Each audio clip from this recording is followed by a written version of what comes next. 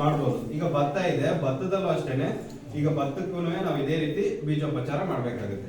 ಭತ್ತ ಏನು ಬಿತ್ತನೆ ಬೀಜ ಇದೆ, ಸೊ ಇದನ್ನ ನಾವು ಒಂದು ಟ್ರೇಯಲ್ಲಿ ಅಥವಾ ಒಂದು ಚೀಲದಲ್ಲಿ ಈ ರೀತಿ ಒಂದು ಬಾಂಡಿಯಲ್ಲಿ ಹಾಕಬೇಕಾಗುತ್ತೆ. ಬಾಂಡಿಯಲ್ಲಿ ಹಾಕೊಂಡು ನಾನು ಆವಾಗಲೇ ಹೇಳ್ದಂಗೆನೆ 1 ಲೀಟರ್ ನೀರಿಗೆ ಅಥವಾ ಎಷ್ಟು ಪ್ರಮಾಣದಲ್ಲಿ ಬೇಕಾಗುತ್ತೆ ಅಷ್ಟು ಹಾಕೊಳ್ಳೋದು. ಅದಕ್ಕೆ ಒಂದು 50 ಗ್ರಾಮ್ ಬೆಲ್ಲ ಹಾಕಬೇಕಾಗುತ್ತೆ. ಬೆಲ್ಲ ಹಾಕೊಂಡು ಕುದಿಸಿ, ಅಂದ್ರೆ ಅದು ಕರಗ್ಲಿ ಅಂತ.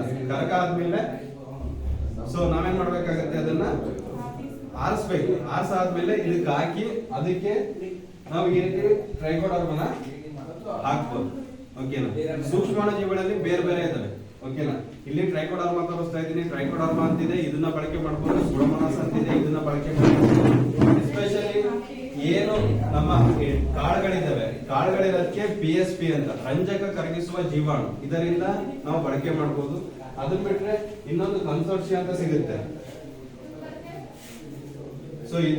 ಸೊ ಇದೇನಂತಂದ್ರೆ ಇದು PSP ಇದೆ, ಅದ್ರ ಜೊತೆಗೆ AMC ಅಂತ ಸಿಗುತ್ತೆ. ಈ ರೀತಿ ಏನು ಜೀವಾಣು, ಸೂಕ್ಷ್ಮಾಣು ಜೀವಾಣುಗಳು ಸಿಗ್ತವೆ, ಅದರಿಂದ ಎಲ್ಲ ನಾವು ಬೀಜೋಪಚಾರನ ಮಾಡಬಹುದು. ಓಕೆನಾ.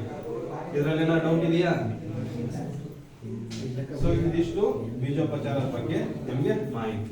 ಏನಾದ್ರು ಒಂದು ಡೌಟ್ ಅಂತಂದ್ರೆ ನಿಮ್ಗೆ ಆಲ್ರೆಡಿ ನೀವು ಸೀಡ್ಸ್ ತಗೊಂಡಾಗ ಈಗ ಜೋಳ ಎಲ್ಲ ನೋಡ್ತೀರಾ, ಮೆಕ್ಕೆಜೋಳ, ಅದ್ರಲ್ಲೆಲ್ಲ ಕಲರ್ ಇರುತ್ತೆ, ಹೌದಲ್ವಾ? ರೋಸ್ ಕಲರ್ ಇರುತ್ತೆ, ಕೆಂಪಿರುತ್ತೆ, ನೀಲಿ ಇರುತ್ತೆ, ಈ ರೀತಿ ಬೇರೆ ಬೇರೆ ಬಣ್ಣ ಇರ್ತದೆ. ಸೊ ಅದು ಆದ್ಮೇಲೆ ಇದರಿಂದ ಮಾಡ್ಬೋದು. ಓಕೆನಾ. ಬೀಜೋಪಚಾರನ ಮಾಡ್ಬೋದು. ಓಕೆನಾ. ಅಲ್ಲಿ ಮಾಡಿರೋ ಕೆಮಿಕಲ್ ಇರುತ್ತೆ, ಇವೆಲ್ಲ ಸೂಕ್ಷ್ಮಾಣು ಜೀವಿಗಳು.